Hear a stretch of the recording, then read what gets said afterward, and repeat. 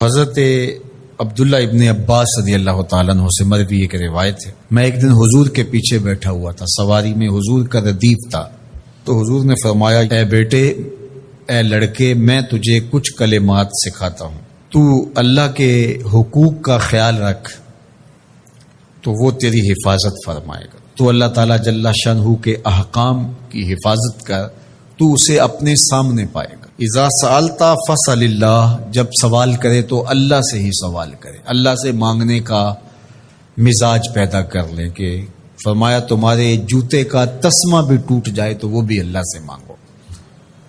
ضرور بازار میں جاؤ دکاندار سے، لیکن حقیقی طلب اللہ سے ہونی چاہیے، بات بات پہ اللہ سے سوال کرو، بڑی سے بڑی چیز بھی اس سے مانگو، چھوٹی سے چھوٹی چیز بھی اسی سے طلب کرو۔ ہماری ساری ضرورتوں کا کفیل ہمارا رب، ہمارا مالک ہے۔ تو دوسری نصیحت یہ کی کہ جب تو استعانت طلب کرے، مدد طلب کرے تو اللہ سے ہی استعانت طلب کرے۔ وعلم، اور جان کہ اگر ساری امت، سارے لوگ، پوری قوم جمع ہو کے تمہیں فائدہ پہنچانے کی کوشش میں لگ جائیں تو تمہیں وہی فائدہ پہنچا سکتے ہیں جو تیرے لیے تیرے رب نے لکھا ہے۔ اور فرمایا وَإِنِ اجْتَمَعُوا عَلَىٰ أَن يَضُرُّوكَ بِشَيْءٍ، اور اگر تمہیں نقصان پہنچانے کے درپے ہو جائیں، لَمْ يَضُرُّوكَ إِلَّا بِشَيْءٍ قَدْ كَتَبَهُ اللَّهُ عَلَيْكَ، تو تجھے صرف وہی نقصان پہنچا سکتے ہیں جو اللہ نے تیرے لیے لکھا ہے۔ سارا زمانہ بھی مخالف ہو جائے، تیرا کچھ نہیں بگاڑ سکتا۔ ہاں، تیرے مقدر میں اگر کوئی چیز، کوئی بگاڑ لکھا ہے تو وہ ہوگا، اس کا ذریعہ وہ بن جائیں گے۔ تو اس لیے پھر اسی سے مانگو، اسی سے طلب کرو۔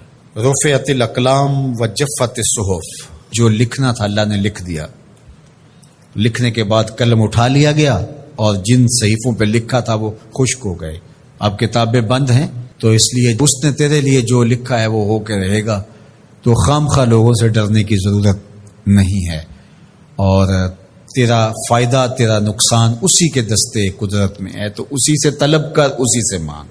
اور فرمایا تو اللہ تعالیٰ جل شانہ کو رخاء میں، خوشحالی میں یاد کر، یعرف کا فی الشدہ، وہ تجھے مشکل میں پہچانے گا۔ یعنی جو شخص خوشحالی کے دور میں اس کے پاس دولت ہے، صحت ہے، تو اللہ تعالیٰ کو فراموش نہیں کرتا، اللہ اس کی بدحالی کے زمانے میں اس کو فراموش نہیں کرتا۔ وعلم، اور جان، ان النصر مع الصبر، کہ جو مدد ہے وہ صبر کے ساتھ آتی ہے۔ وان الفرج مع الکرب، اور کشادگی جو ہے وہ مشکل کے ساتھ آتی ہے۔ وَأَنَّ مَعَ الْعُسْرِ يُسْرًا، اور سہولت جو ہے وہ مشقت برداشت کرنے کے بعد آتی ہے، تنگی کے بعد فراخی آتی ہے، پہلو مشکل پھر تمنا، پہلو کنڈا پھر پل، شاید مگروں پہلو مکھیاں ڈس دیاں ڈنگ والیاں۔